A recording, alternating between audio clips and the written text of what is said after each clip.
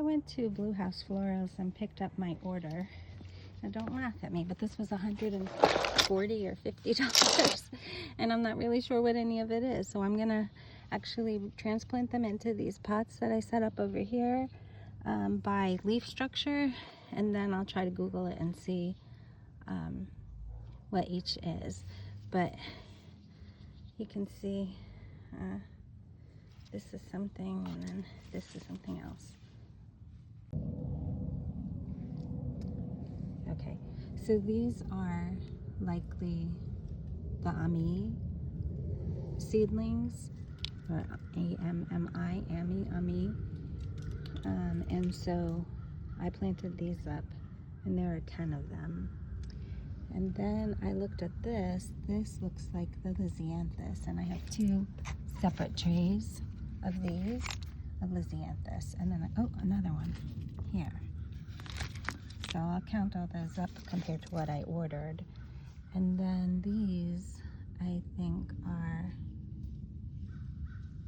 so the snapdragons look kind of like this too. So these might be the snapdragons. If she even gave me some, I don't know. And she might have given me saponaria.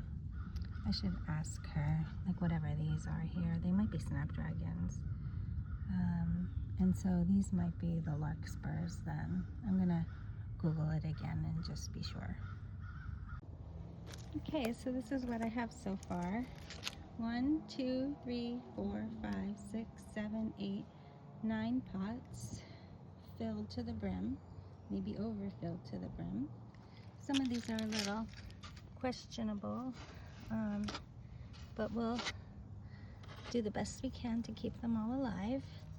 This one just got flipped, I think, in the car. And then I just have this last thing of, I think this is Lisianthus, to go in here. So I have 2, 4, 6, 8, 10 plugs to go in this pot right here.